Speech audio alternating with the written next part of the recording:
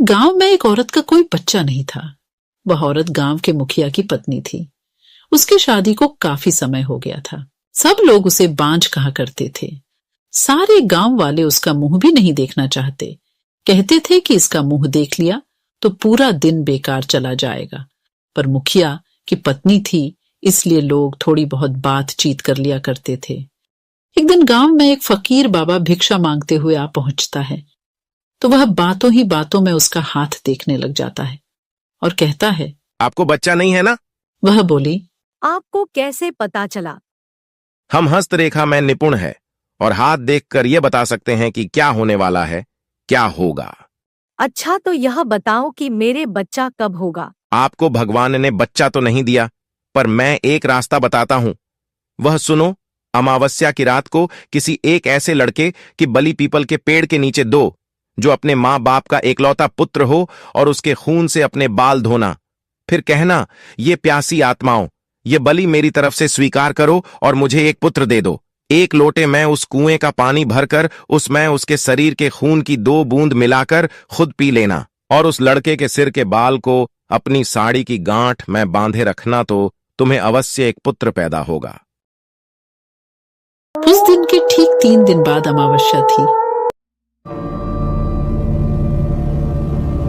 उसने अपने देवरानी के लड़के की बलि दे दी और खून की 2 बूंदें पानी में मिलाकर खुद पी लिया और उस सिर के कुछ बाल को काटकर अपनी गांठ में बांध लिया और बिना पीछे मुड़े अपने घर आ गई।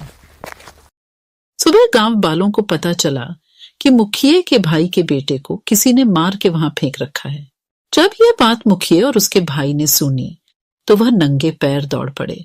धीरे धीरे सारा गांव इकट्ठा हो गया। उस लड़के की मां का रो रो बुरा हाल हो गया था। तब किसी व्यक्ति ने हिम्मत जुटाकर उसके सिर को धड़ से जोड़ा और उसे नदी में बहाने की सलाह दी। वैसा ही किया। लोगों ने उस लाश को पानी में बहा दिया। सब लोग यही कह रहे थे, किसने किया? ये सब कैसे हुआ? सब लोगों के लिए यह घटना चिंता का विषय बन गई थी। जब मुखिया घर पहुंचा तो क्या देखता है कि उसकी पत्नी तो पकवान बना रही थी। वह बड़ी खुश नजर आ रही थी। मुखिया ने क्रोध में कहा, क्या तुम्हें इस बात का बिल्कुल भी दुख नहीं है कि हमारे भाई का बेटा मर गया है? वह पहले ऐसी नजरों से देखी जैसे कि उसे मार ही डालेगी। फिर कहने लगी, लड़का उसका मरा है, मेरा नहीं, मैं क्यों शोक मनाऊं? तुम पागल हो। तुम्हें तो खुश होना चाहिए कि अब तुम्हारा भी एक पुत्र आने वाला है, और यह जानकर और खुशी होगी कि वह इस जायदाद का अकेला वारिस होगा। मुखिया से रहा नहीं गया और उसे जान से मारने के लिए तलवार उठाने चला गया। वह अंदर तलवार ढूंढ रहा था पर तलवार नहीं मिली। जब वह पत्नी के बेद के पास पहुंचा तो क्या देखता है कि सारे कपड़े खून से लथपथ हैं और तलवार भी वहीं पड़ी है और उस पर खून लगा है। वह ये सब देखते ही समझ गया कि यह सब इसने पुत्र प्राप्ति के लिए बलि दी है। उसने उसे मारने का विचार बनाया कि अब भी मैं इसको मार दूंगा तो सब लोग मुझे गलत समझेंगे, और वह वहां से चला गया। उस दिन से गांव में ऐसी ऐसी घटना होने लगी। किसी की भैंस मर गई, किसी ने उसे मार डाला और उसके शरीर के अंग इधर उधर फैले पड़े जैसे कि किसी ने उसे नोच नोच कर खाया हो। तो किसी दिन किसी का कुत्ता तो किसी की बकरी मर गई।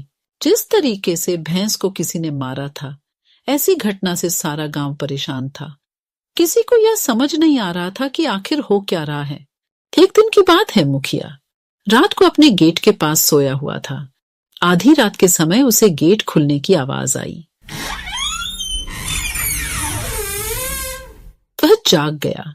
उसने देखा कि एक औरत बाल फिकरे हुए आधी रात को बाहर चली जा रही। भादों की काली रात थी। चारों तरफ से आवाजें आ रही थीं। कहीं शियार तो कहीं कुत्ते भौंकते, ऐसा लग रहा था उसे कि जैसे यह रात जाने क्या कयामत ढाएगी। अचानक उसे एक गाय के बछड़े के रंभाने की आवाज आई। वह समझ गया हो न हो यही सारे गांव की बर्बादी का कारण है। मुखिया के दिमाग में एक आइडिया आया कि क्यों ना मैं चलकर देखूं कि यह कहां जाती है। वह उठकर चल दिया। उसने आगे चल के क्या देखा कि पड़ोसी के गाय का बछड़ा का कटा हुआ मुंड पड़ा है और उसके धड़ को वह औरत खींचकर पीपल की ओर ले जा रही है। और ले जाकर उसने वही शब्द दोहराया, यह लो प्यासी आत्माओं, मैं तुम्हारे लिए भोजन लाई हूँ। मुखिया यह सब नीम के पेड़ से छुपकर देख रहा था। एकदम वह क्या देखता है कि 4 काली छाया वहां प्रकट हुई। उसने अपनी जिंदगी में ऐसा दृश्य कभी नहीं देखा था। वह देखता है कि वो चारों भूत और उसकी पत्नी उस लाश को खाने लगी। क्या सब देखकर मुखिया के पर के नीचे की जमीन खिसक गई कि उसकी पत्नी एक डायन है। एक भूत ने कहा, बस 3 दिन बाद फिर अमावस्या है और हमारी शक्ति उस दिन बढ़ जाएगी। तब हम तुम्हें पूरी शक्ति सौंप देंगे और तुम अपनी मर्जी से कुछ भी कर सकती हो। तुम गांव वालों को अपनी उंगली पर नचा सकती हो। उसने यह सब सुनकर सारे गांव को चोरी चोरी जगा करके कहा, मैं तुम्हें बताता हूँ कि तुम्हारी बर्बादी एक डायन की वजह से हुई है। अपनी अपनी लाठी उठाओ और चलो मेरे साथ। आज उस डायन का अंत हम सब मिलकर करेंगे। और सब भागते हुए उस पीपल की ओर चल दिए। सारे गांव को अपनी तरफ आते देख सारे भूत तो गायब हो गए, पर वह डायन खड़ी रह गई। मुखिया की पत्नी को इस हालत में देखकर सारे गांव वालों के तो होश उड़ गए और वह रुक गए। मुखिया ने कहा, खड़े क्यों रह गए? यह तुम्हारी मालकिन नहीं, डायन है, डायन। और यह बोलते हुए सब उसे लाठियों से मारने लगे। वह अपनी जान बचाकर भागी और भागते हुए उस कुएं में जा गिरी और वह चिल्लाने लगी, बचाओ बचाओ। सारे गांव ने कहा, इसे सजा अपने आप मिलेगी, लटकी रहने दो इसे। वह चीखती रही, चिल्लाती रही, मुझे ऊपर निकालो, मुझे पानी पिलाओ। पर किसी ने उसकी सहायता नहीं की। पर वो बार बार यही बोलती रही कि मैं तुम सब गांव वालों को बर्बाद कर दूंगी। एक एक को मैंने पानी के लिए नहीं तरसाया तो मेरा नाम भी काली डायन नहीं, यही नाम दिया है तुमने मुझे, मैं तुम्हें छोड़ूंगी नहीं। 2 दिन तक उसकी लाश यूं ही लटकती रही। तीसरे दिन अमावस्या थी। उस दिन की रात के बाद उस लाश का पता नहीं चला कि कहाँ गई उसकी लाश। कुछ दिनों बाद गांव के कुएं का अचानक पानी सूख गया तो वो लोग परेशान हो गए। कुछ दिनों बाद क्या देखते हैं कि जिस कुएं में वह मारी थी वह पानी से भर गया है। सुबह जब कुछ लोगों ने कहा चलकर पानी खींचते हैं। यह एक अंधेरी और तूफानी रात थी। बारिश जोरों से हो रही थी और हवाएं तेज चल रही थीं। एक छोटा सा गांव था। गांव के लोग अपने घरों में सुरक्षित थे, लेकिन कुछ लोग बाहर थे। उनमें से एक छोटा लड़का था जिसका नाम एंडी था। एंडी अपने घर के पीछे के बगीचे में खेल रहा था। वह एक पेड़ के नीचे खड़ा था और बारिश देख रहा था। अचानक उसने एक आवाज सुनी। आवाज पेड़ से आई थी। एंडी ने ऊपर देखा और देखा कि एक आदमी पेड़ पर बैठा है। आदमी का चेहरा काला था और उसके बाल लंबे और सफेद थे। उसके हाथ लंबे और पतले थे और उसके नाखून लंबे और कांटेदार थे। आदमी का चेहरा क्रोध से भरा था। उसने एंडी को देखा और कहा, मुझे तुम्हारा खून चाहिए। एंडी बहुत डर गया। उसने भागने की कोशिश की, लेकिन आदमी बहुत तेज था। उसने एंडी को पकड़ लिया और उसके गले पर दांत गड़ा दिए।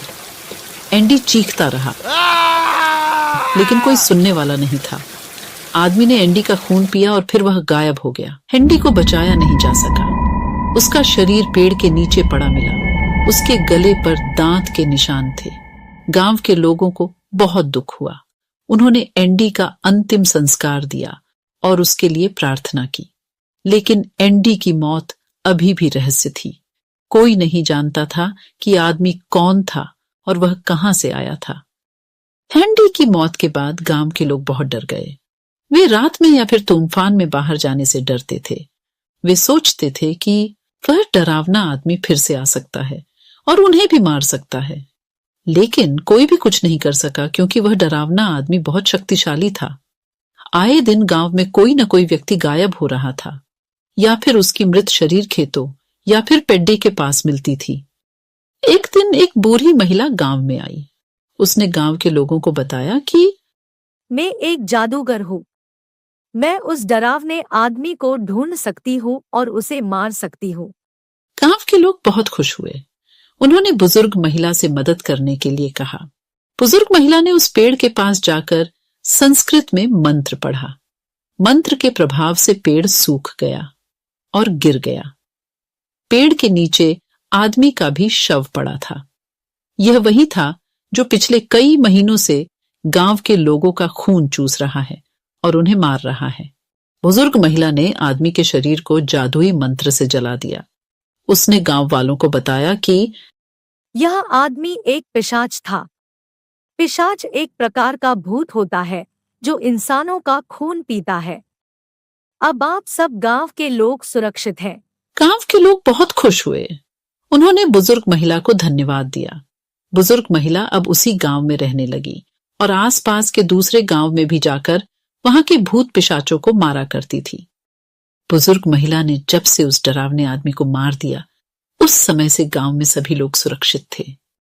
लेकिन पता नहीं कहां से एक चुड़ैल उस गांव में आ गई थी। वह चुड़ैल उस बूढ़ी जादूगरनी को खोजते हुए यहां आई थी, क्योंकि कई वर्षों पहले जब वह बूढ़ी जादूगरनी जवान हुआ करती थी, तब उसने इस चुड़ैल को एक पेड्डे में ही कैद कर दिया था, जिसके वजह से यह चुड़ैल कई वर्षों तक एक सुनसान जंगल के एक पेड्डा में बंधी रही थी। इसलिए उस चुड़ैल ने उस जादूगरनी महिला को मारने की प्रतिज्ञा ले रखी थी, इसलिए वह चुड़ैल जादूगरनी को खोजते हुए इस गांव में आई थी। वह एक शक्तिशाली चुड़ैल थी और उसने जल्दी ही गांव के लोगों को अपने वश में कर लिया। उस चुड़ैल ने गांव वालों को गुलाम बना लिया। हर हफ्ते गांव के किसी एक व्यक्ति को चुड़ैल आपले भोजन के लिए मारकर खा लिया करती थी। गांव वाले चुड़ैल से मुक्त होना चाहते थे, लेकिन वे कुछ नहीं कर सकते थे क्योंकि वह बहुत शक्तिशाली थी। लेकिन जादूगरनी की पिशाच को पकड़ दियचने के लिए कई महीनों से गायब थी। गांव के लोग बहुत दुखी और पीड़ित थे कि एक दिन वह बूढ़ी जादूगरनी गांव में लौटी। वह जिस पिशाच को पी के आने गई थी, वह बहुत ताकतवर था और महिला अब बूढ़ी हो चुकी थी। इसलिए 3 महीनों से बूढ़ी महिला दिन रात उस पिशाच से लड़ती रही, जब जाकर उस जादूगरनी ने पिशाच को मारा। इस लड़ाई से जादूगरनी बहुत थकी हुई थी, तो इसलिए जब वह गांव आई तो चुड़ैल ने उस पर आक्रमण कर दिया और बूढ़ी जादूगरनी कुछ नहीं कर पाई और उसकी हार हो गई और चुड़ैल ने उसे मार दिया। कुछ समय बीतने के बाद गांव में एक पंडित आए, क्योंकि उन पंडित को पता था कि इस गांव के लोग भगवान पर विश्वास नहीं करते हैं, इसलिए इन्हें समय समय पर कोई बुरी शक्ति अपने नियंत्रण में ले लेती है और परेशान करती है।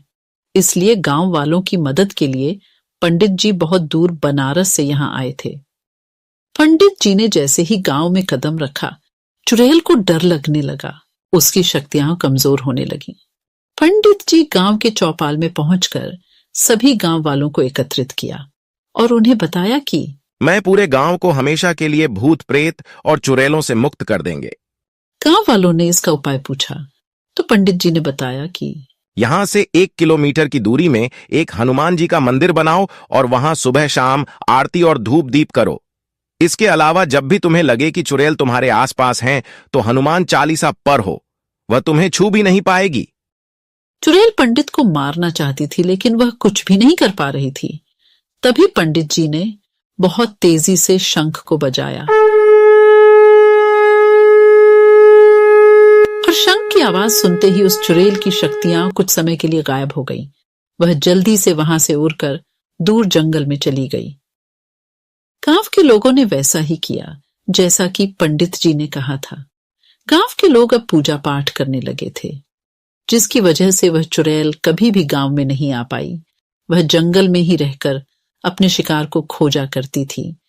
लेकिन जब भी गांव वाले जंगल जाया करते थे, तो वह हनुमान चालीसा का पाठ करते हुए जंगल जाते थे। इसलिए चुड़ैल को जब हनुमान चालीसा के बोल सुनाई देते, तो वह वहां से उड़कर दूर चली जाती थी।